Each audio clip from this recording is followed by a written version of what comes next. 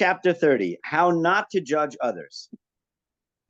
So, as he says, section 1, why others should make you feel humble. He writes here in the note at the bottom of the page, at 340, that the chapter, which did not appear in the original manuscript versions of time, was by the author to the first edition, the first print edition, which has a tremendous, is remaining humble, not judging others. So now to the text itself on page 341.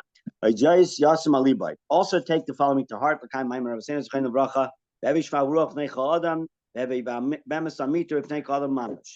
Try to fulfill the teaching of our sages of blessed memory. Be humble in spirit before everyone. Ethics of our fathers. Which implies that you shouldn't just act humbly, just go putting on a show of humility, but you should genuinely, or literally and genuinely feel humble for everyone. What does before everyone mean? I mean, I understand someone's greater than I should feel humble in front of them, but somebody, let's just say, is a little lesser than I, should I still feel humble in front of them?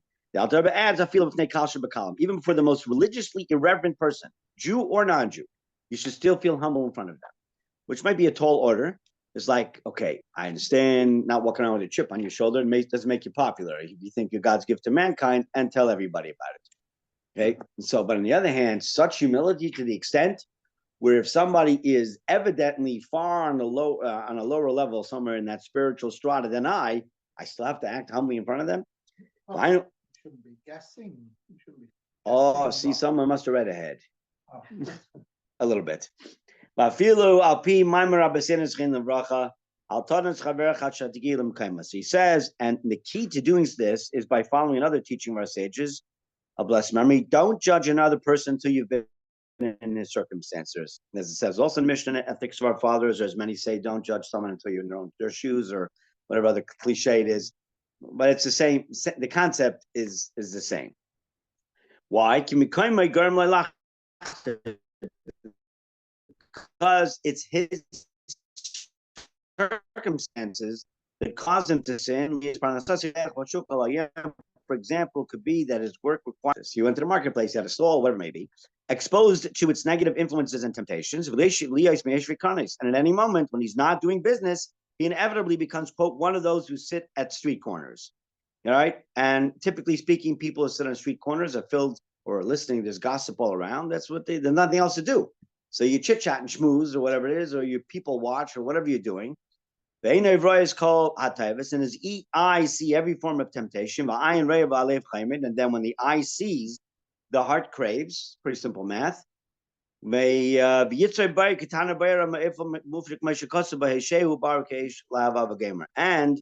the passions of his impulse to evil are ignited like an oven heated by a baker. In Hosea and the prophets, it blazes like a flame. But this is quite different from a person who spends little time around the marketplace. Most of the day sitting at home. Or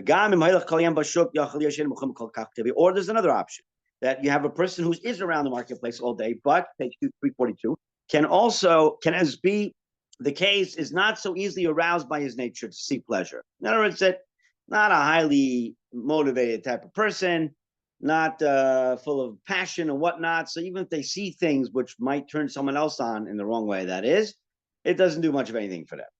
Since the impulse to evil is not the same in all people, some people have a particularly strong impulse to evil, very strong evil inclination, while others not.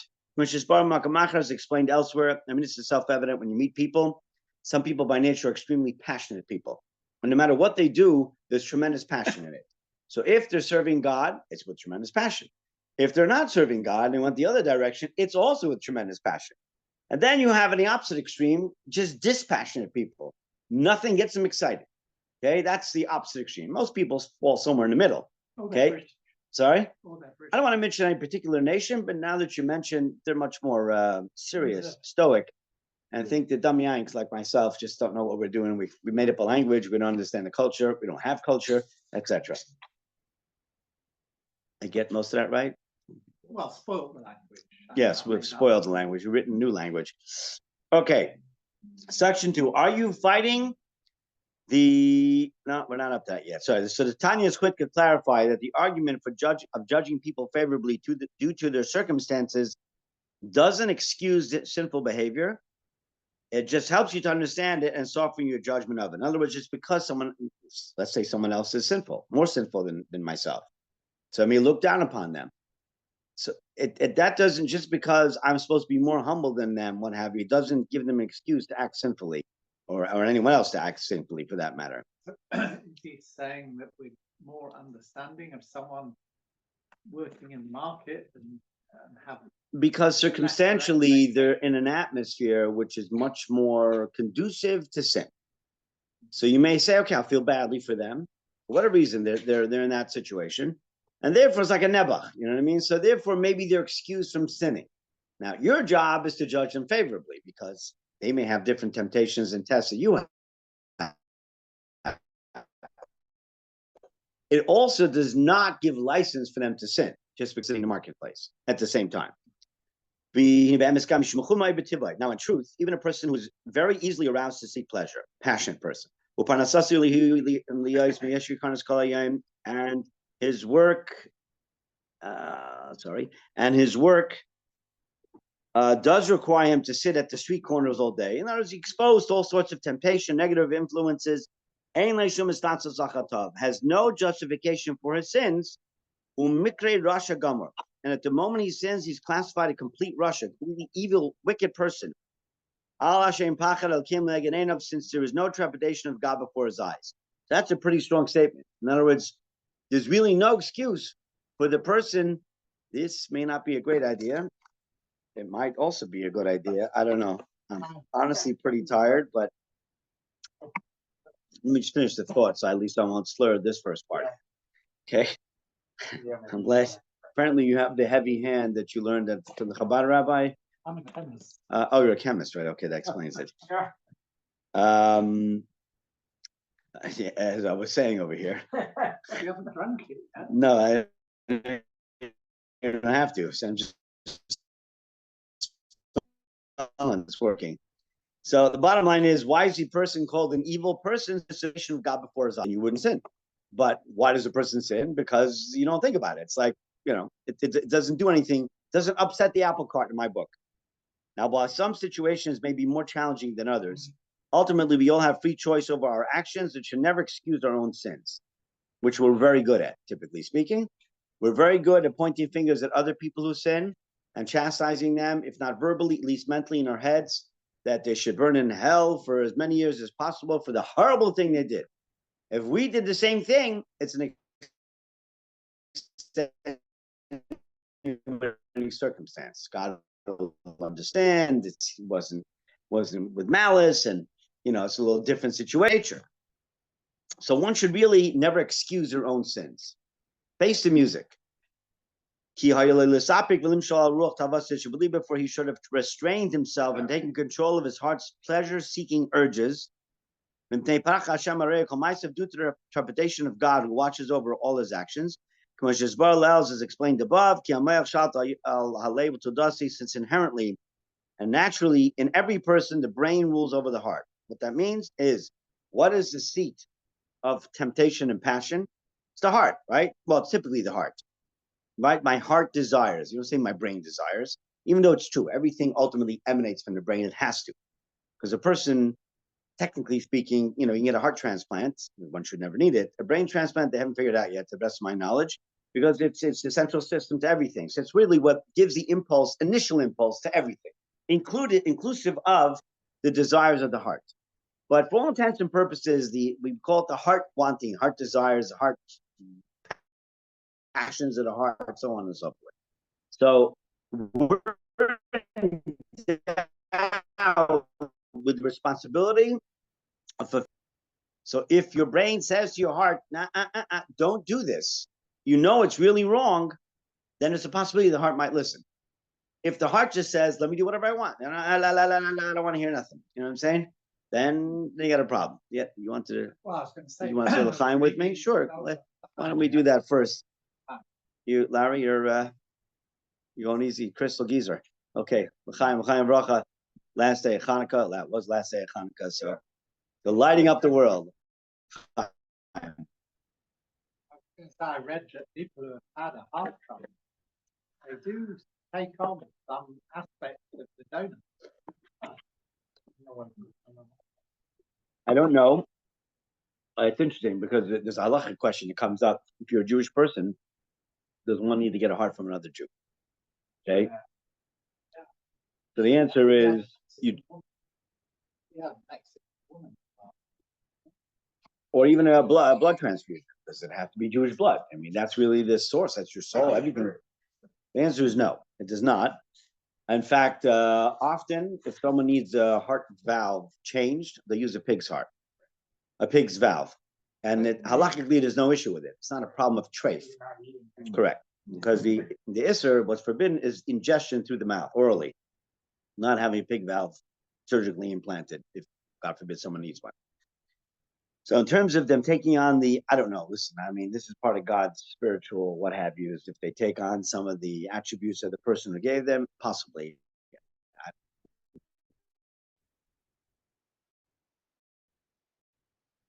As we say in Italian, ich weiß nicht.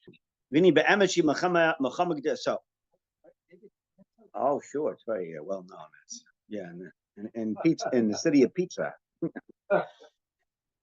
Tell me, why can't they fix that tower? I'm just curious. Is there any reason why they can't straighten it out? All right. Anyway, so now we spoke about the fact. All right. So I'm really endowed with responsibility to fully control my temptations, my heart, my passions. And if I don't, I'm called a Russia at that time. I just wish it was that easy. You know what I'm saying? Okay, fine. I have to, I got to man up and take responsibility for what I do. But at the same time, it's not easy. Everyone knows it's not easy. Now, to beat the impulse to evil, which blazes like a flaming fire, through trepidation of God, really is an enormous and difficult struggle, and it's like a real test of faith. Most people who have a very passionate evil inclination understand how difficult it is to stop sinning, from doing things that you shouldn't do. So the real question is how such a person is actively engaged in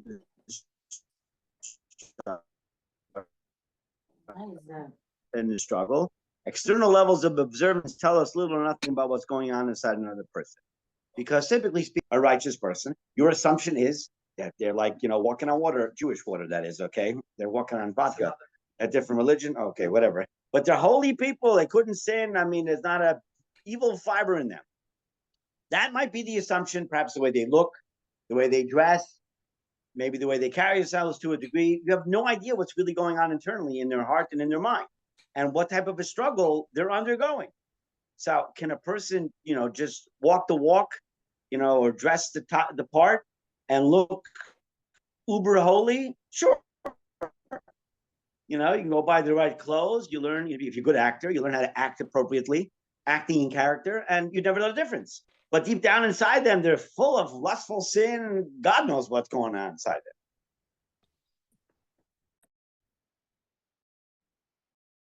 them. I can't read this out my glasses, sorry. Therefore, every person must take into account his current standing and level in the worship of God to weigh and evaluate for himself if he's really worshiping God at the same level as those faced with the enormous struggles and tests mentioned above. People are exposed to unimaginable temptations. In other words, it means really taking a true stock of yourself. It's not something you have to obviously wear on your sleeve, but to really be intellectually honest with yourself. So as the nature of most people is to self-justify for the most part. We might admit we have a few faults here and there. I'm not 100% perfect, but close. Ask my mother, right? No, don't ask my mother. But no, seriously, most people, we like to, unless the person's just full of self-deprecation, and then, that's just their party line. But on the other hand, most people have a hard time confronting their own failures. True failure. I mean, I don't mean failures like necessarily in a job place, but spiritual, moral failures. Most people have a hard time with it. It's like, I don't want to, listen, we all foul up, no matter who you are. If you're human and you made a mistake, then it's good because you're human. If you're human and made no mistakes, you're either a tzaddik or dead. You have two options, okay? And most people are not tzaddikim, and hopefully you're still alive. So to err, as they say, is human. It's normal. But at the same time, to recognize that when a person does something that doesn't behoove them, they shouldn't do it, and you know you shouldn't do it. But listen, the Yetzer Hara, the evil inclination, can be very strong and very conniving and what have you. And we foul up. We mess up here and there. The recognition is in retrospect. I'm with the Yetzer Well, so the point, yes, true. So it's very difficult, obviously, in the heart of the moment, if you will. But at the very least, even if a person did not stop themselves from sinning, and they sinned, but at least afterwards to recognize, I really should not have done that, and I feel terribly about doing that. I really do. It bothers me. I'm remorseful, true remorse. Ta Hashem. That's recognizing a person's place, where you don't walk around with the better than thou, attitude. Again, it doesn't have to be something you wear on your sleeve. We don't do confession. Well, we do it to God, but there's no curtain on Sunday and what have you in this religion. Okay. This is both in the positive areas of to do good, the positive commandments, such as struggling to worship through devotional prayer, pouring out your soul before God, literally with all of your energy, amisia nefesh, which in the Sifri teaches, the Medrash says you should love God with all your soul. What does all your soul mean? We say it in the Shema every day, or multiple times a day. How do I love God with all my heart? Fine. With all my might? Fine. What does it mean with all my soul?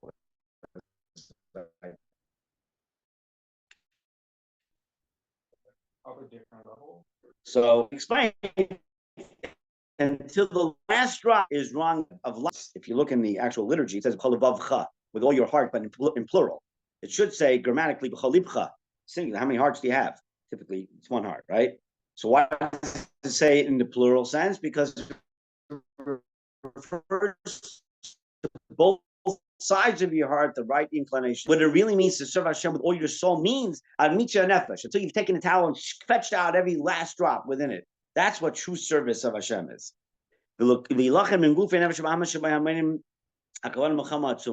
As well as fighting vigorously against your body and its animal soul, which dampen your devotion, to crush and grind their opposition to dust, every day as a preparation before page 344, before morning and evening prayers. The afternoon service, it says, which comes in the middle of the day, doesn't afford you much time to do that, but for chakras, a minor of you could.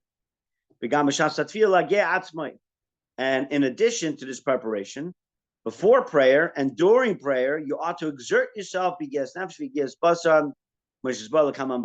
toiling with your body to silence its urges and toiling with your soul to become excited about spiritual things, as would be explained later at length. So, whereas often when a person davens, it's like, I read this yesterday and the day before and the day before that, it's like almost by rote. And it's lacking a little enthusiasm. There's not a lot of pizzazz going on. I'm going through the motions. I stand up, I sit down, wherever it says or not, whatever it is, a little shaking and a couple of schmooze with the guy sitting next to me. Well, just to keep the services going.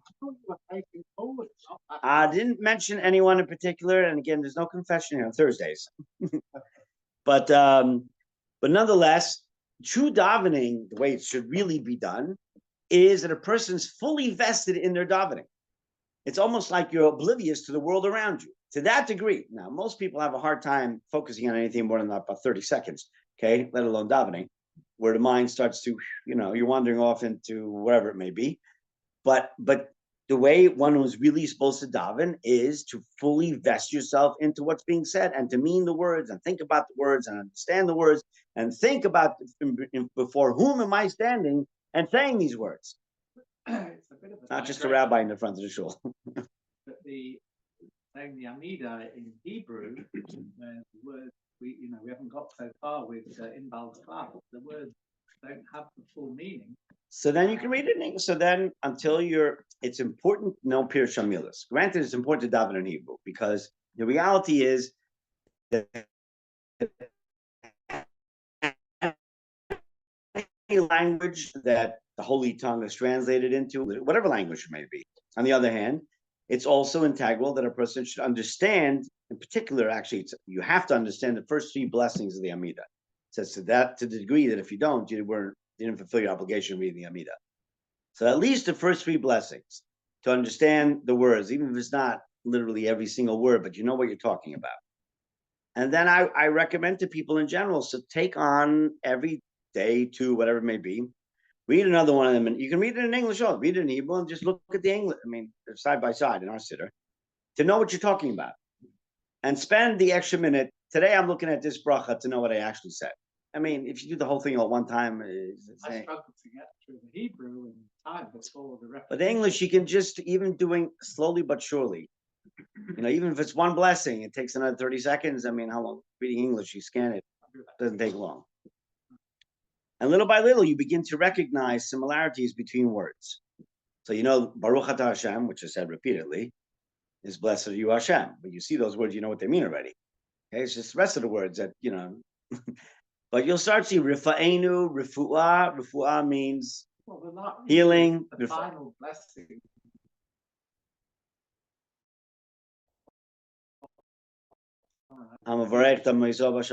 It's true. It summarizes the bracha.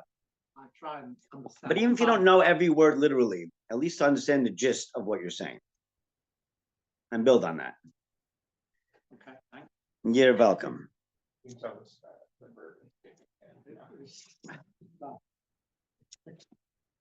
Yeah. It's you'll know soon. Sooner than later. Okay.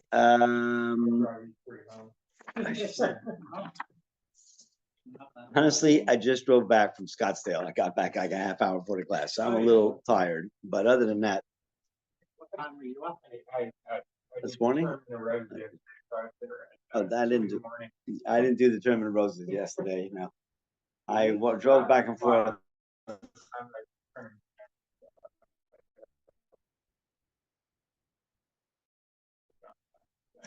you in one of the white? Yeah, I'm a white sticker. Oh. No hoods? You're missing the hoods. Yeah. Don't wear the hood. Okay. Page 344. So it is the extent of this struggle that determines whether or not you're actively fighting your evil, your impulse to evil. Now, any person who has not adopted this approach of fighting this difficult war against the body,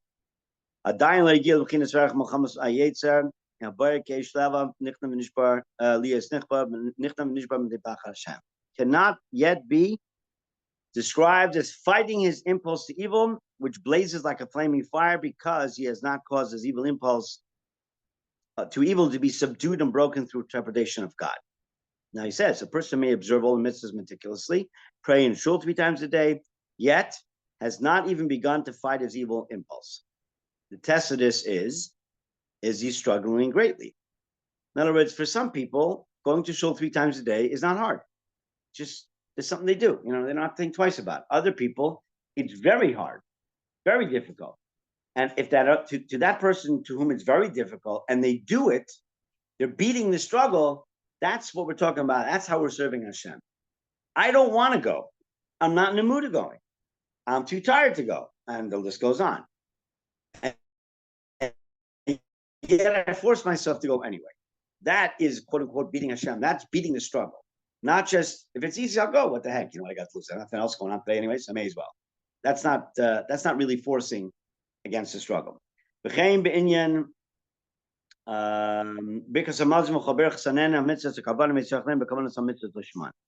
Similarly, with concentration, doing other acts of devotional worship, such as the biblical requirement of grace after meals, benching, if you wash for bread, as well as all the rabbinically required blessings before, both over pleasurable experiences and before mitzvot. And it goes without saying, having authentic intentions when performing the mitzvahs in general. There has to be this ongoing struggle against the evil. Similarly, with commitment to Torah study. You should study much more than you want or desire. By nature or by nurture through an intense struggle with your body. Page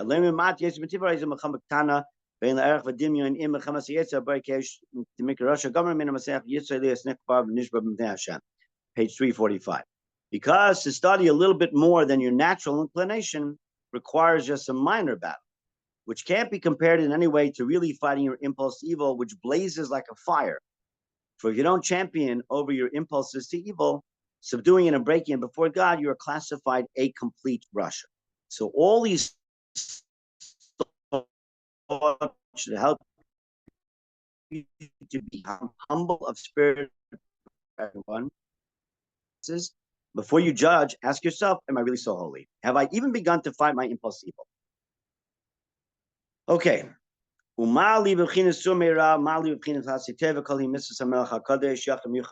So, are there really any differences between turning away from evil, meaning not transgressing negative commandments, and doing good, which means fulfilling positive commandments? They're all mitzvahs of the Holy King, the single and unique one, blessed be He. So the religiously irreverent person fails in the area of turning away from evil because he's irreverent. He violates the Torah's prohibitions. He fight his impulse to evil during prayer and worship. Fails in the area of doing good. So which one's worse? Failing in the area of doing good or failing in the area of staying away from evil? So you can't say one's better than the other because they're both serious failings. They both come from Hashem. It's not like, this is from God and that's not really from God. They're all from Hashem. And so too with the other commandments, there needs to be an active struggle with the impulse to evil, especially in financial matters involving money, such as worship through tzedakah, charity, etc. Meaning, the nature of a human being is that I work hard for my money, right? Most people at least work hard for their money. And therefore, and I have whatever, my spreadsheet, I need X amount of dollars to live, blah, blah, blah. Now, you ask me to give 10% of my earnings, which may either be a lot or not in terms of the actual amount, but it's relative to how much money the person's earning. If they only earn, let's say, $100 a week, they're giving away $10. That's a lot out of $100. Okay, if it's $1,000 a week, it's $100. Whatever it may be, it's a difficult thing to do because I worked hard for my money. Why should I give it to somebody just out of the blue? But on the other hand, we're commanded by Hashem to give, to tithe, to give 10%, at least 10% to tzedakah. So in a sense, if it's too easy to give it, there's no struggle. So then a person should push himself to go more than they're comfortable, whatever the number may be. It's, if it's 15% or 20%, to obviously not to the extent where a person becomes poor. You can't do that either. But to push themselves out of their comfort zone, that's just in the case of tzedakah, but it's the same thing with any mitzvah, any blessing. Whereas, let's say, okay, it comes to doing, I'll give you one example. You wash for bread. You have sit down, you have beautiful Shabbos dinner, what have you, and you ate challah like never before, without eggs in it. Water challah, okay? So now I enjoy the challah. The beer bread's good also. But now comes, I finished the whole meal, I gotta go, Birkat Hamazon. It's a lot of pages. Now the first paragraph, fine, we sing that part, I can deal with that. But then there's all these other pages. Am I going to read all those pages? Or I'm just going to sing the first one and kind of look around and smile a little bit, wait for everyone else to finish. And thank you so much, Dylan, it was fantastic. I mean, it's a question. So if it's a struggle to finish the rest of the benching or even to read another paragraph, that's what we're talking about here. Going and pushing yourself to, in a sense, where the struggle exists. It can be even making a bracha on any food. You sit down, you want to have a piece of sushi, so you can just chop the food in your mouth and not make a bracha. Now it's it's a short little bracha, whatever. But again, it's you have to train yourself. Do I always feel like making a bracha? I'm just taking a sip of water. I was thirsty. It needs a bracha, etc. So if that's a struggle, then yeah, that's where the struggle exists. It means, in a sense, training oneself to make sure I don't eat or drink until I made a blessing beforehand. Is there a hierarchy of the mitzvot? There are some, yes, there are. I mean, you have certain mitzvot which cannot be transgressed under the penalty of death, But other ones that a person has to give up their life for. There's only 3 of them that a person has to die for. One of them is if a person is commanded by somebody to worship idols in public, idolatry. So then, or they're going to lose their life, then they have to give up their life. It's not a common thing to happen, but that's what it is. If a person is ordered to violate another woman unless death. And the last one is if a person is ordered to kill somebody else. If they don't, then they're going to kill that person. Then they have to give up their own life. Those are three mitzvahs which a person has to give up their life for. The only three. Any other mitzvah, we have a mitzvah, we have a commandment of b'chai b'hem, to live by that. Meaning that, in essence, if a person, let's say, it's a do or die situation, and the only food they have is non-kosher food, so they're allowed to eat whatever they have to eat. Now, are there people that didn't and won't? Even though, yes, it's true, it's happened, but it's not the common. There's some more spiritual reasonings for doing that. But as a rule of thumb, the black and white is you do whatever you have to do to live. So if it means transgressing Shabbos, Yantiv, I don't know, there's a medical emergency, whatever it may be, on Shabbos, somebody needs to be driven to the hospital, whatever it is, break Shabbos, someone's life is in danger. There's no ifs, ands, or buts. It's done, period. Really meant out of the 613. So there are. So some more. So Shabbos is considered a big one because if a person does not observe Shabbos, the penalties are pretty severe. Shabbos, there's kosher, there's incest. You have the Big Ten. You may have heard. Right. There is a hierarchy to a degree, but in short, what he's emphasizing here is that both the positive commandments and negative commandments, both are commandments of God, no matter what commandment it may be. Okay, b'chein b'shar. Okay, bottom of page 345. Let's say superficially, thank you. The religious person seems to succeed. Page 346. Any intelligent person can find areas in his life where he does not turn away from evil completely and everything, through everything and with everything. So he writes in liturgy, grace after meals, in every instance where an intense struggle is called for in the measure described above. Or even a struggle less than what is described above. Here's another struggle, such as stopping in the middle of an enjoyable but pointless discussion, or to cease telling a negative story about somebody, like lashon hara, slander.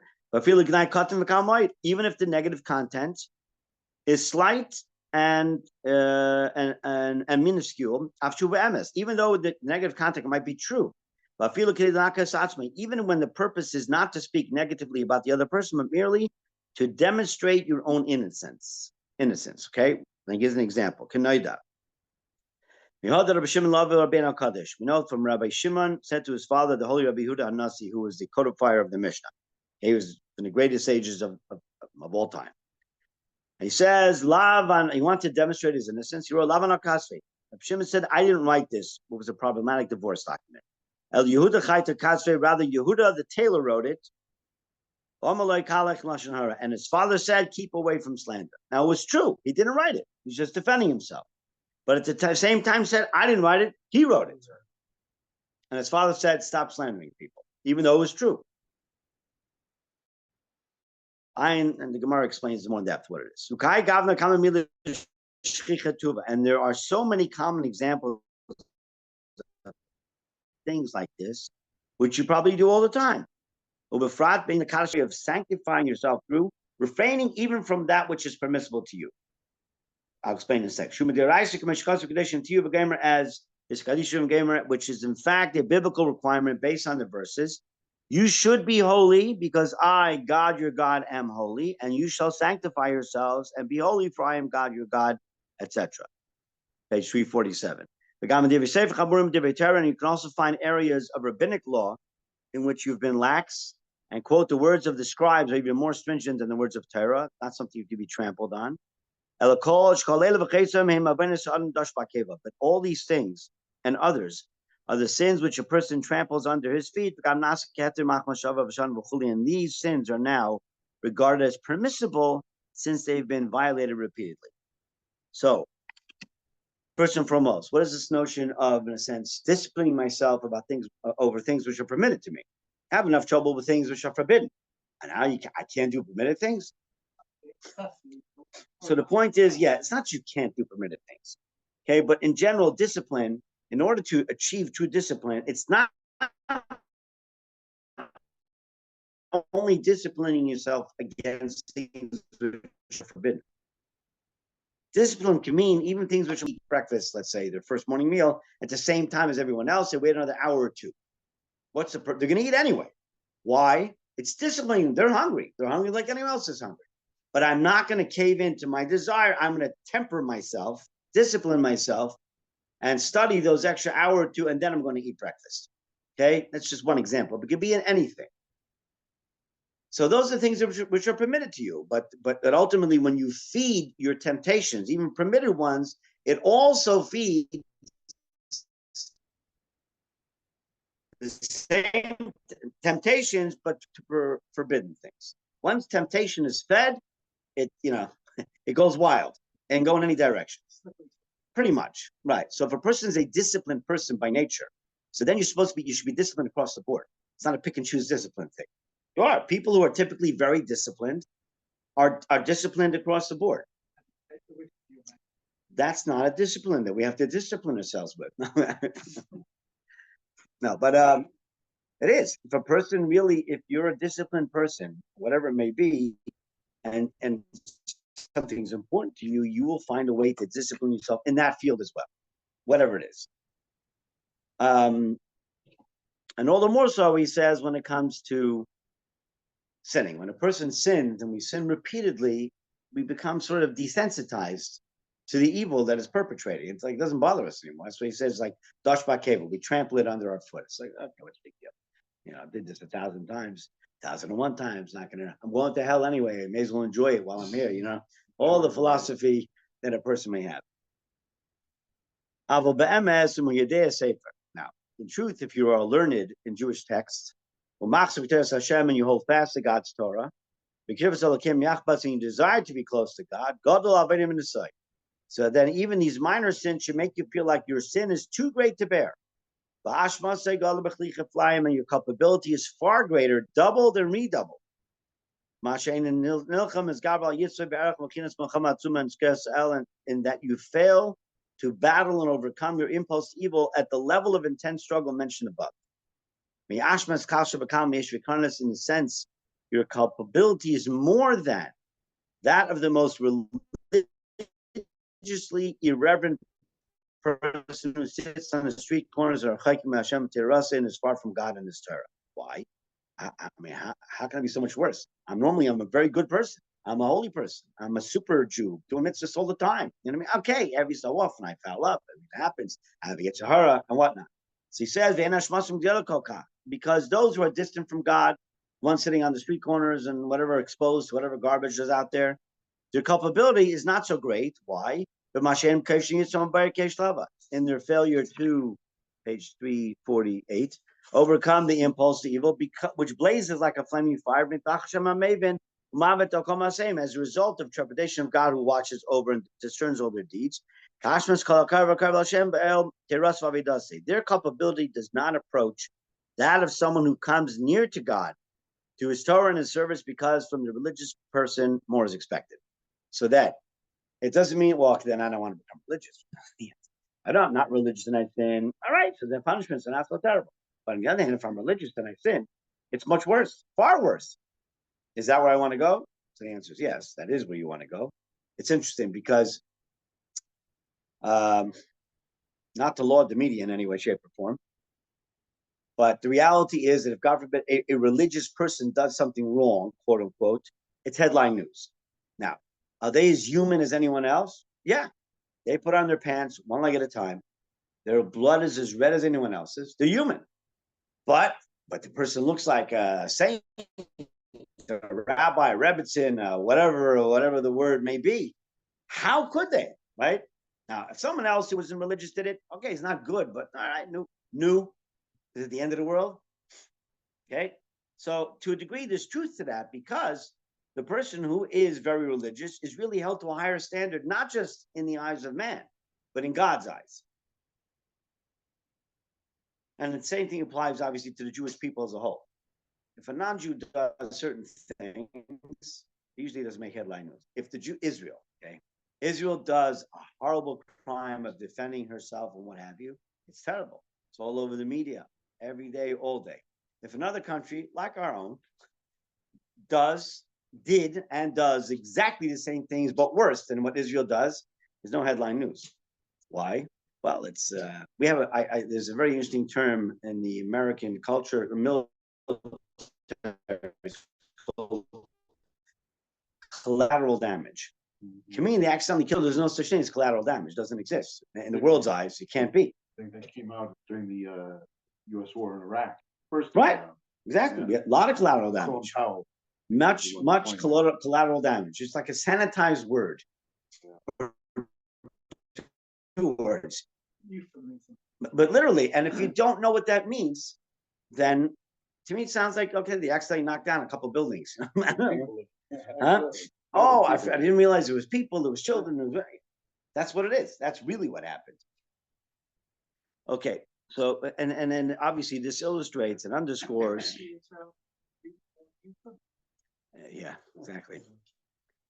Israel's great at many things. One thing they were never great at is public opinion. Okay, the media, they're better than they were, but they got a long ways to go.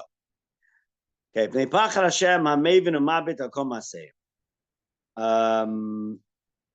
I just read that. Okay, so as a rabbi, the Blessed Memory taught regarding Acher. Acher was one of the greatest Talmudic sages who later deviated from traditional Judaism. She became an agnostic. That his culpability was greater because he had known my glory. Glory, that is what I'm trying to say. He had been close to God, and therefore he should have known better. He was like a really holy person that slipped completely. I mean, not just slipped, but the opposite direction completely, to the extent he began to deny God. Okay, Acher means to that degree. Hey, what's from the word Acher? Same word. And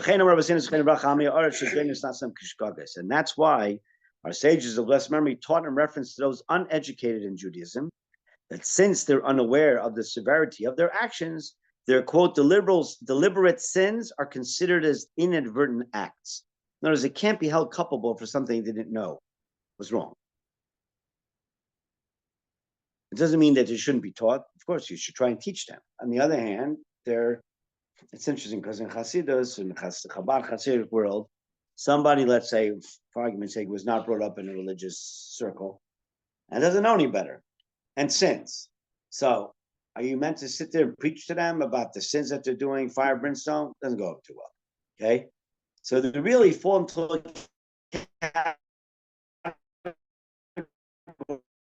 what's known as a tinek shenishba. Tinek shenishba means a child taking tennessee. In Russia, I'll give you one example, going back 100 some odd years, where they would take young Jewish children and conscript them in the Tsar's army for 25 years. These kids were brought up in Hasidic homes, but they were taken away as little children and obviously filled with whatever chazrai that and they stripped them of all their Judaism. And then many of them were no longer religious. What happened? Can you blame them? They were taken captives, little kids. They didn't know the better. They were kidnapped. So that's the context of many Jews in today's world who don't know the better. It's not like with malice, oh, I know it all, and now I'm saying I don't want it. 99.9% of the Jews who don't observe, don't know. They, in reality, really don't know better or don't know the better to understand the impact of either doing a mitzvah or transgressing a sin. Because if we did truly understand it, we wouldn't do it, or we would do the mitzvah unequivocally. Unless a person's just a psychopath and intentionally wants to hurt themselves, most people don't want to do that. I'm talking about a mentally healthy person.